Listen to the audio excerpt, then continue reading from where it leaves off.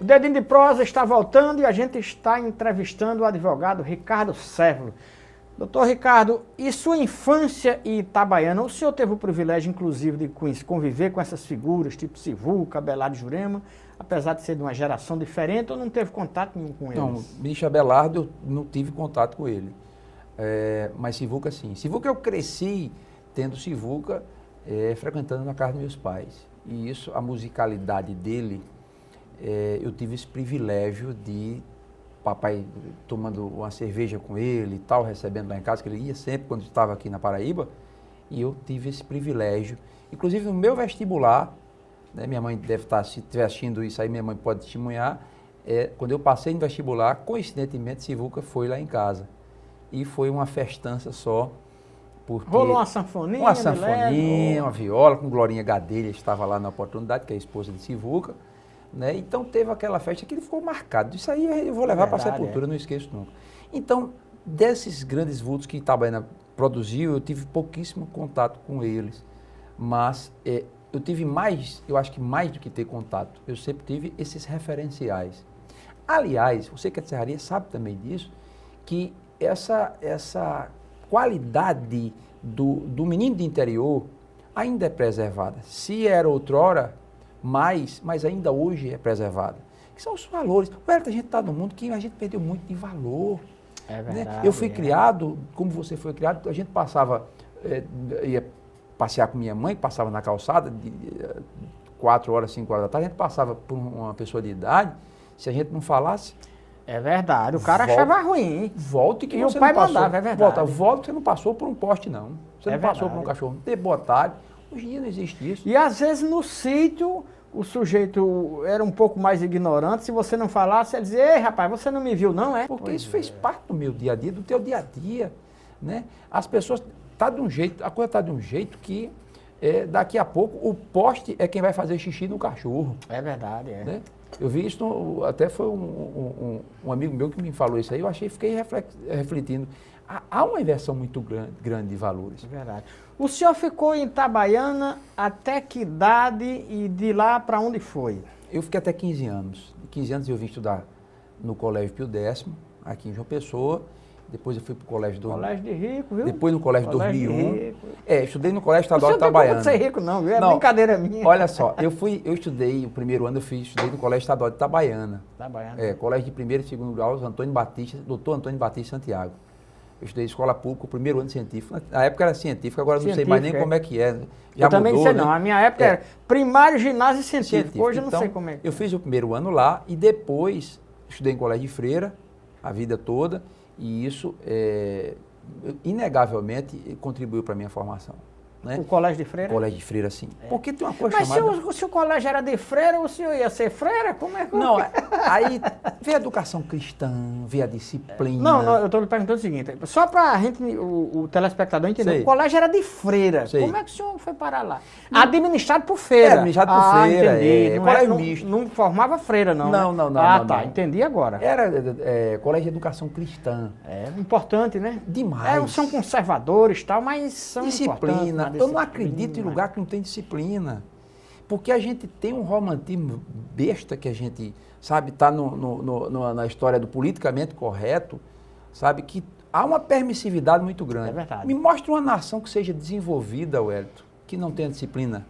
Você vai no Japão, tem disciplina. Você vai nos Estados Unidos, tem disciplina. A polícia americana diz o senhor está preso. Se o senhor reagir, o senhor vai levar cacete, mas o senhor vai para cadeia, porque a lei é assim. Gonzaga Rodrigues chegou na Europa, quando ele baixou lá, o cara passou a mão nele em tudo que é lugar. Fica aí, para ele, rapaz, e aqui assim? O cara disse, aqui tem lei, é ordem. Lógico. E a gente tem essa história, não sei o quê, não é? Democracia não quer dizer que o cara pode andar nu no meio da rua, não. Pode ser a mulher mais bonita do mundo, ou o mais bonito do mundo. Se andar nu, a polícia vem e prende. E prende, não tem boquinha, não. Democracia pressupõe regras, sabe? Mas nós estamos vivendo, e eu acredito, sinceramente, que isso faz parte de uma maturação de direito, maturação democrática, jurídico-democrática que está acontecendo. Então há um exagero. A gente vai chegar lá, né? Acredito, Hélio, porque não é possível, todo mundo tem direito a tudo, ninguém tem obrigação a nada.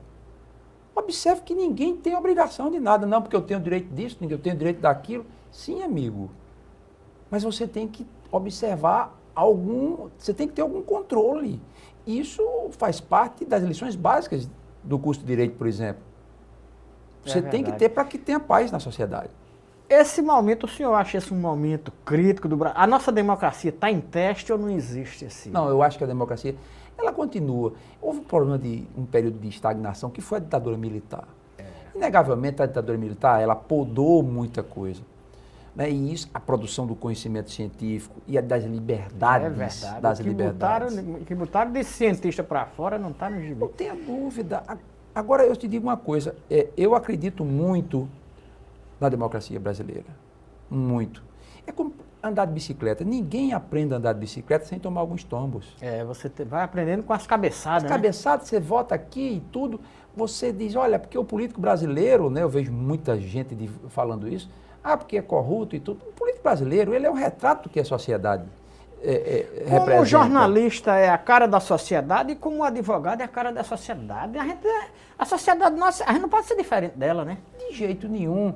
É a questão que você reflete aquilo. Eu sempre digo uma coisa, eu costumo dizer isso em sala de aula, é o seguinte, a classe política, ela não vem de Marte, não. Ela não vem de Júpiter, não. Ela vem daqui. Tem uma pesquisa que eu vi que 87% da população entrevistada se disse contrária ou reprovando a corrupção. Desses 87%, a mesma pesquisa, 73% dos pesquisados disseram que se lá estivesse, fariam a mesma coisa. Isso é muito grave, isso é muito grave. Mas eu costumo dizer o seguinte, que minha credulidade na democracia brasileira, ela passa por oscilações, ela é meio que sazonal. Tem hora que a gente está meio embaixo, tem hora que está em cima, mas eu já vejo, por exemplo, que já foi bem pior.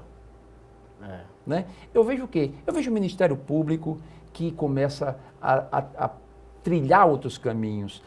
Não só o Ministério Público, as instituições elas estão começando a se consolidar, mas ninguém dá um salto na história, um salto cultural da noite para o dia.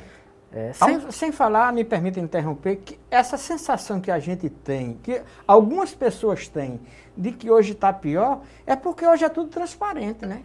Antes, na ditadura, era tudo proibido, então só aparecia o que era bom. Então, o sujeito, tem gente que, o tempo da ditadura, você não sabia o que estava acontecendo, né? Eu acho que o que poderíamos fazer de imediato, eu falo como jurista, porque sou pesquisador, sou professor de direito e sou operador, sou militante da área jurídica.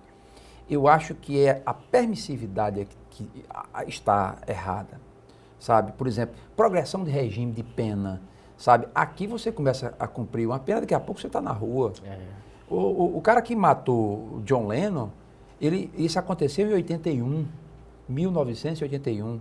Agora, este ano, o cara fez um novo pedido para revisão de pena, para progressão, e foi denegado nos Estados Unidos.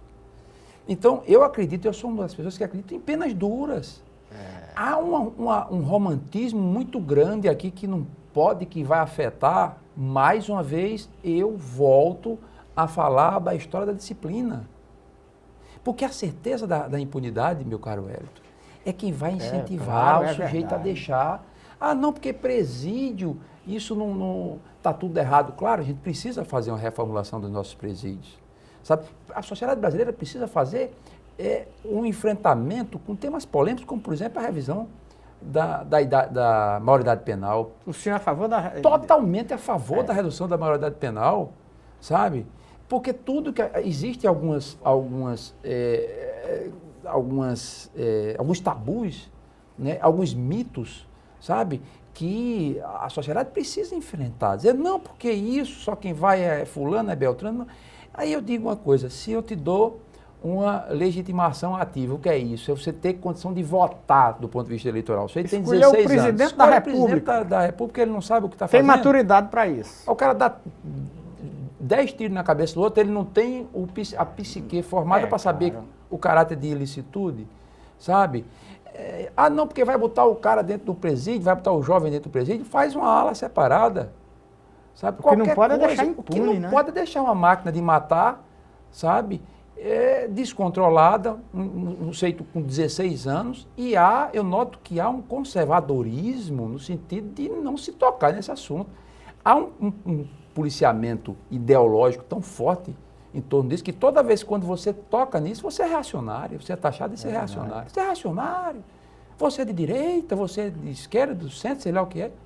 Acho que a sociedade brasileira precisa enfrentar os seus dramas, como todas as grandes civilizações do mundo o fazem, o fizeram e o fazem. E hoje tem até aquela... Se o senhor entrar no Facebook, se o cara disser qualquer coisa com o negro, e eu defendo até porque sou negro, gosto de ser respeitado como negro, mas qualquer besteirinha dá um processo. Você entrar no Facebook, a coisa que mais tem é loira burra e não acontece nada, né? É isso que eu digo, a maturação da democracia brasileira, os excessos, né?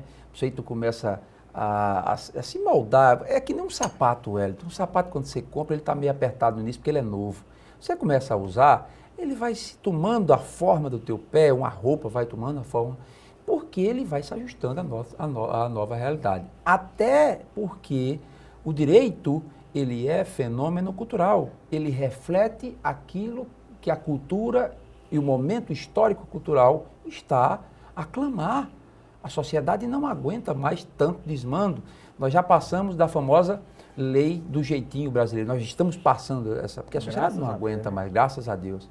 E eu acho que a gente precisa avançar mais, né? No direito trabalhista, por exemplo, há muita amarra e qualquer coisa que você flexibilizar, você vai comprometer direitos e garantias dos trabalhadores. Eu acho que a sociedade precisa se debruçar para avançar e continuar, não nos moldes de países que não existe democracia ou que não existem as leis consolidadas e as garantias, mas flexibilizar para atentar para o mercado da competitividade, para que o Brasil, e isso influencia inclusive no nível de investimento do gringo que vem aqui para montar uma empresa.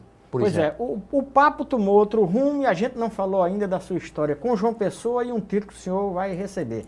Daqui a pouco o Dedinho de Prosa volta.